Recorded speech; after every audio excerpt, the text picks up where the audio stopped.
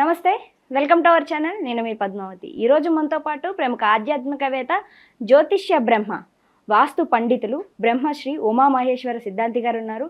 మరి ఆయనతో మాట్లాడి ఏప్రిల్ నెల రాశి ఫలితాలు ఏ విధంగా ఉన్నాయనేది తెలుసుకునే ప్రయత్నం చేద్దాం. మరి మీరు కూడా వీడియోని ఎక్కడా కూడా స్కిప్ చేయకుండా పూర్తిగా చూసేయండి.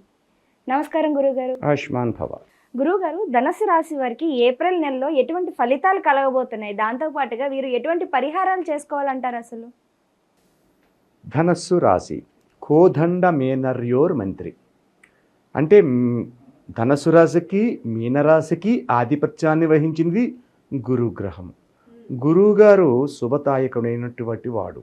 ఈయన దేవతలకే గురువిన బృహస్పతి, దేవతలందరికీ కూడా గురుతుల్యుడు. కాబట్టి ఏ జాతకములోనైనా గురుబలము లోపించి ఉన్నది అంటే ఆ జాతకుడికి యోగదాయకమైన స్థితి చేకూరదు. ఈ గురుగ్రహము గత ఉగాది నుంచి ఈ యొక్క సంవత్సరం వరకు కూడా శుభదాయకమైన ఫలితాలు పొందారు. ఎక్కడ నష్టాలు కష్టాలు అనుభవించలేదు. అన్నింట మంచి యోగదాయకమైన పరిస్థితులే కలిగి ఉన్నారు. అయితే ఈ ఏప్రిల్ నెలలో ఎలా ఉంది అంటే అదే రకంగా ఉందా, ఏమన్నా కొంచెం మార్పులు వచ్చాయా, చేర్పులు వచ్చాయా అని చూసుకుంటే, షష్టగ్రహ కూటమి ఏర్పడి ఇప్పుడు పంచగ్రహ కూటమి మీనరాశిలో నడుస్తూ ఉండి ధనుస్సు రాశికి సప్తమ స్థానమైన మిథున రాశిలో కుజుడు ఉండి, కుజుడు దృష్టి సమసప్తక దృష్టి ఎప్పుడైతే గురు స్థానం మీద పడిందో ఈ యొక్క ధనుసు రాశి కొద్దిగా ఇబ్బందికరమైన స్థితిగతులు కలిగిన శుభదాయకమైన ఫలితాలు పొందుతారు. సరైన ఇబ్బందికైన పరిస్థితి అన్నారు కదా, ఏంటి ఆ ఇబ్బందులు? అది యోచన చేసుకోవాలి. యోచన చేసుకోవాలంటే తొత్తురబాటుతనం, అధికమైన కోపానికి గురి అవ్వడం, కోపానికి గురి అయిపోయి తొందరపాటు నిర్ణయాలు తీసుకుంటారు. ఎప్పుడైతే తొందరపాటు నిర్ణయాలు ఎవరు తీసుకున్నా, అది నువ్వు తీసుకున్నా, నేను తీసుకున్నా, వేరొకరు తీసుకున్నా, తొందరపాటు నిర్ణయం వల్ల అనేక రకములైన ఇబ్బందులు ఏర్పడతాయి. ఆ ఏర్పడినందువల్ల ఎంత మంచివాడైనా కూడా కొంచెం తూరుబాటుతనంగా మాట్లాడి కొంచెం నోటి దురుసుగా మాట్లాడితే ఆడి ఎంత గొప్పవాడైనా, ఎంత పండితుడైనా, ఎంత విద్యావంతుడైనా, ఎంత పొగర్రా వీడికి ఇలా మాట్లాడుతున్నాడు అని తృణీకర భావంతో ఒక్క నిమిషంలో తీసి పక్కన పెడతారు. దానివల్ల అనేక రకమైన ఒక్కడితో పోయిందా, ఈ ఒక్కడు వెళ్ళి 10 మందితో చెప్తాడు, ఆ 10 మంది 100 మందితో చెప్తారు, 100 మంది రకరకాలుగా మాట్లాడతారు. అంటే భావ విధానాన్ని బట్టి అది చెడిపోతుంది. అటువంటి విధానం వల్ల మానవ జాతికి అనేక రకమైన ఇబ్బందులకు గురవుతారు. కాబట్టి హనుమంతుడంత గొప్ప వాడే శ్రీరామచంద్రుణ్ణి నా ప్రభువుగా నా దేవుడిగా చేయాలని చెప్పేసి అడిగితే తప్పేముంది? ఈయనేమనుకున్నాడు, ఒక ఆడది అడిగింది, అలాగే అడిగితే ఈయనేమనుకున్నాడు హనుమంతుడు, దానిదేముంది, నేను ఎంతో భక్తి శ్రద్ధలతో కొలుస్తున్నాడు, దైవత్వంగా కొలుస్తున్నాడు, అలాగే కొలుసుకుంటాడు కదా అనుకున్నాడు. కానీ ఆవిడేముంది, ఆవిడ అడిగిన మాట విధానం వల్ల భర్తగా కావాలండి. మరి రామావతారంలో భక్తి అనేది ఎక్కడ వస్తుంది? అంతటి గొప్ప హనుమంతుడే వాక్కుని అర్థం చేసుకోక మాట్లాడిన దానికి అనేక రకమైన ఇబ్బందులు ఆయన కూడా పెట్టాడు. అటువంటి ఇబ్బందులు కలగకుండా ఉండాలంటే ధనుస్సు రాశి వారు ఆచితూచి మాట్లాడడము, ప్రతి విషయమందు తొందరపాటు లక్షణము లేకుండా ఎదరికి వెళ్ళడం అనేది చేసుకో. అయితే గురువు గారు, మరి ఈ ధనుస్సు రాశి వారికి మరి ఎటువంటి విషయాల్లో అంటే లైక్ ఇప్పుడు కొంతమంది వ్యాపారం పెట్టుకోవాలి అనుకుంటారు నూతనంగా, వారికి ఎలా ఉంటుంది? లేకుంటే వ్యాపారం ఆల్రెడీ ఉండి వారికి ఏ విధమైన ఫలితం ఇస్తుంది అంటారు? అసలు ధనుస్సు రాశిలో ఉన్న వాళ్ళకి గురువు ముఖ్యముగా చెప్పవలసింది ఏంటంటే చతుర్విధ ఫలప్రదాత. చతుర్విధ ఫలప్రదాత అంటే 4 రకములైన ఫలితములు ఇస్తాడు. ఉద్యోగ రంగానికి ఆధిక్యత, అలాగే నిలకడి అయిన ధనయోగములు, సంఘ గౌరవ మర్యాద పలుకుబడులు, ఉన్నతమైన పదవులు, వీటికి ముందుగా గురుతత్వాన్ని చెప్పాలి. అయితే ఇందులోనే వ్యాపార రంగం ఉంటుంది. అయితే ఈ వ్యాపార రంగంలోని భూమికి సంబంధించిన వ్యాపారం రియల్ ఎస్టేట్. ఈ ధనుసు రాశి వారు రియల్ ఎస్టేట్ చేయొచ్చు, చాలా చక్కగా రాణిస్తారు, ఉన్నతమైన విధానాన్ని పొందుతారు. అలాగే చక్కెర వ్యాపారం, గురుతత్వంలోని చక్కెర వ్యాపారం చేయాలి, అంటే పంచదారని వ్యాపారంగా మలుచుకునే వాళ్ళు చాలామంది ఉంటారు. అటువంటి వ్యాపారంలో కూడా శుభదాయకమైన ఫలితాలు పొందుతారు. సుగంధ ద్రవ్యములు వ్యాపారం, గురువు అంటేనే సుగంధ ద్రవ్య తత్వం కాబట్టి సుగంధ ద్రవ్య ఆలుకలు, లవంగాలు, దాల్చిన చెక్కలు రకరకాలు ఉన్నాయి కదా, గసగసాలు, ఇటువంటివన్నీ దానికి ఒక వ్యాపారం ఉంది ప్రత్యేకంగా. అటువంటి వ్యాపారాల్లో కూడా శుభదాయకమైన ఫలితాలు ఈ యొక్క ధనుసు రాశి వారు పొందుతున్నారు. అయితే అలాగే ఉద్యోగ రంగంలో ఉన్నవారు ఒక ఉన్నత పరిణతి చెందుతారు. ఉన్నతమైన స్థానం అంటే ప్రమోషన్స్ వస్తాయి, ఇంక్రిమెంట్స్ వస్తాయి ఈ యొక్క రాశిలో, ఈ యొక్క నెలలో. ఇటువంటివన్నీ కూడా యోగదాయకమైన స్థితిని పొందుతూ ఉన్నారు.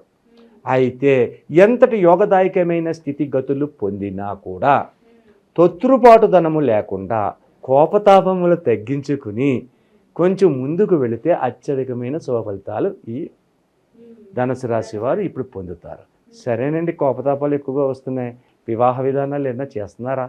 ఈ ధనుసు రాశి వారికి వివాహం కాని వాళ్ళు ధనుసు రాశిలో ఉన్నారు. వివాహం చెయ్యాలని తల్లిదండ్రులు, ధనుసు రాశిలో పుట్టిన తల్లిదండ్రులు వాళ్ళ పిల్లలకు వివాహాలు చేయాలి అనుకున్న వాళ్ళు ఉన్నారు. కాబట్టి ఈ యొక్క మాసము యందు ఈ యొక్క వివాహ విధానముల్లో వివాహం కాని వారు కూడా, వివాహం కాని వారికి వివాహం వాళ్ళంటే ఏం చేయాలన్నది తర్వాత చెప్పుకుందాం. ఈ తల్లిదండ్రుల విషయంలో పిల్లలకు వివాహం చేయాలనుకున్న వాళ్ళు కూడా ఈ యొక్క సమయంలో యోచనావిధంగా ఆలోచన చేసి ప్రయత్నాన్ని చేసుకుంటా ఎదరికి వెళితే ఆ ప్రయత్నములన్నీ కూడా సమకూరుకునే విధంగా ఉండి ఆ యొక్క ప్రయత్న ఫలితములు లాభదాయకంగా మారుతూ ఉంటాయి. ఇక వివాహం కాని వారు ఉన్నారు. వివాహం కాని వారు ఉన్నందువలన ఇప్పుడు వీరికి ఈ యొక్క ధనుసు రాశిలో ఉన్న వారు ఎవరైతే ఉన్నారో ఈ ధనుసు రాశి జాతకులు ఆడపిల్లల గురించి మనం చెప్పుకుందాం. మగ పిల్లల గురించి చెప్పక్కర్లేదు. ఆడపిల్లల గురించి వివాహం కాని ఆడపిల్లలు ఉన్నారు, వివాహం జరగలేదు అని వాళ్ళు బాధపడతారు, తల్లిదండ్రులు బాధపడతారు, ఇంకా బంధువర్గం వాళ్ళు బాధపడతారు. అయ్యో పెళ్ళి సంబంధం వస్తుంది, కుదరటం లేదు, దగ్గరగా వస్తుంది, అంతా బాగుంది, అమ్మాయి బాగుంది అన్నారు, కట్నకాండ్లు కూడా ఇస్తానంటున్నారు, అయినా కూడా ఇంటికి వెళ్ళిన తర్వాత బుద్ధి మార్చుకుని ఈ సంబంధం వద్దులేండి, వేరే సంబంధం చూసుకోండి అని చెప్పి నిర్మోమాటంగా చెప్తున్నారు. ఇటువంటి సమస్యలతోటి సతమతమవుతున్నారు. ఈ సతమతమవుతున్న వారికి ఏం చేస్తే ఈ యొక్క దారిలో పడి ఒక మంచి చక్కని రాజకుమారుడు అంత గొప్పవాడు కాకపోయినా రాజకుమారుడికి సమతల్యుడితో కలిగిన వాడైనా రావాలి అంటే మనం చేయవలసిన కొన్ని పనులు రెమెడీ ఉంటుంది. ఇది చాలా అసామాన్యమైన రెమెడీ అని చెప్పబోయేది కాబట్టి చాలా శ్రద్ధగా విని ఆచరించండి. గురుగారు, మరి రెమెడీ వివాహ విషయంలో స్త్రీలు మాత్రమే పట్టించాలంటారా, లేకుంటే ఇందులో పురుషులు కూడా ఉండి వివాహం కావాలి? స్త్రీలకు సంబంధించినది నేను చెప్తున్నాను, పురుషుడికి సంబంధించింది వేరే ఉంటుంది. వాళ్ళ జన్మజాతకాన్ని చూపించుకుని మమ్మల్ని పర్సనల్గా కలిస్తే వాళ్ళకి చెప్తాం. ఇప్పుడు ఇది గోచార ఫలితంగా అందరికీ ఉపయోగించే విధంగా చెప్తుంది. రోటి సలివిడి అని ఉంటుంది. రోటితో చేస్తారు పిండిని, చలివిడితోటి అందులో కొబ్బరి ముక్కలు వేస్తారు, రోటి చలివిడి అని చేస్తారు. ఆ రోటి చలివిడిని అది ఎప్పుడు చేస్తారు? అది వివాహం అయిన తర్వాత సారి పని పెడతారు. ఆ సారి పెట్టేటప్పుడు స్వీట్లు హాట్లు పెట్టి రోటి చలివిడి ముద్దను చేసి చక్కగా అది పంపిస్తారు.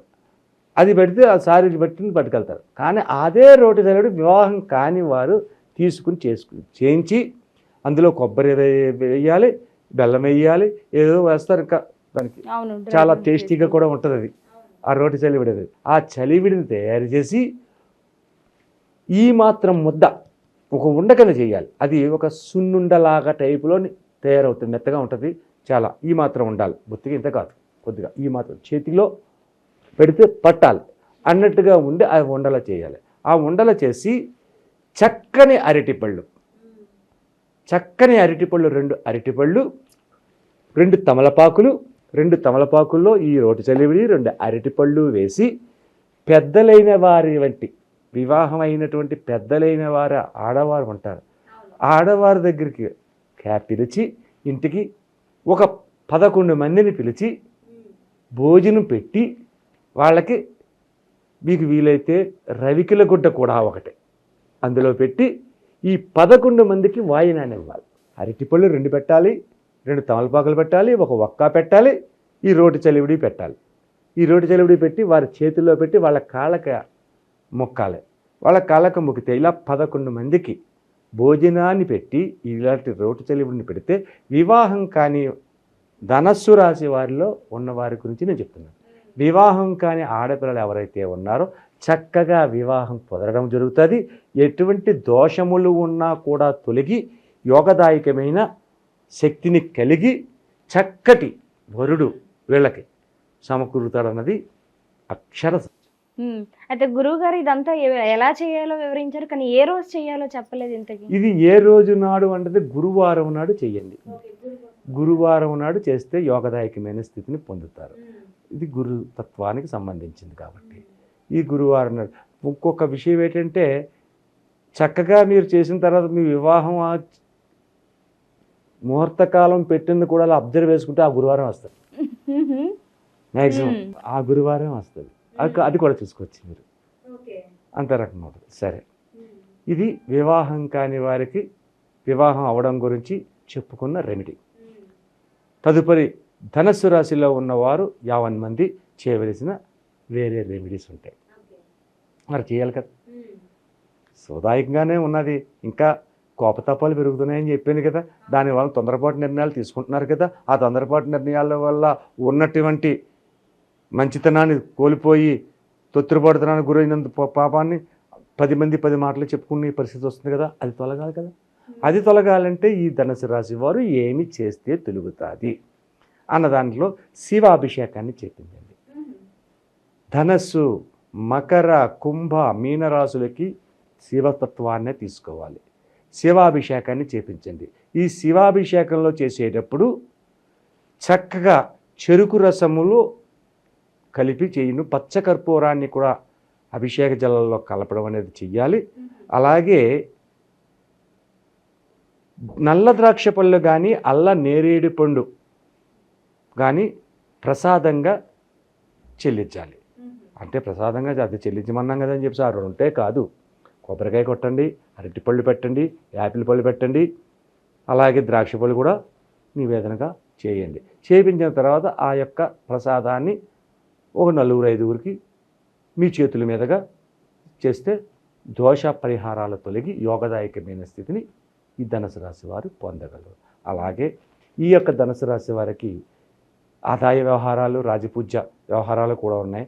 ఆదాయ వ్యవహారాలు చూసుకుంటే ఆదాయం 5, వ్యయం 5, రాజపూజ్యం 1, అవమానం 3 అయినా కూడా యోగదాయకమే, శుభదాయకమైన పరిస్థితుల్లో వీళ్ళు ఉన్నారు. చాలా చక్కగా వివరించారండి. అన్నిటినీ మించి ఈ వివాహ విషయంలో ఈ స్త్రీలకు ఏదైతే ఉందో రెమెడీ చాలా చక్కగా ప్రతి ఒక్క మహిళ కూడా చేసుకునే విధంగా వివరించారు. ధన్యవాదాలు గురువు. ఆయుష్మాన్ భవ.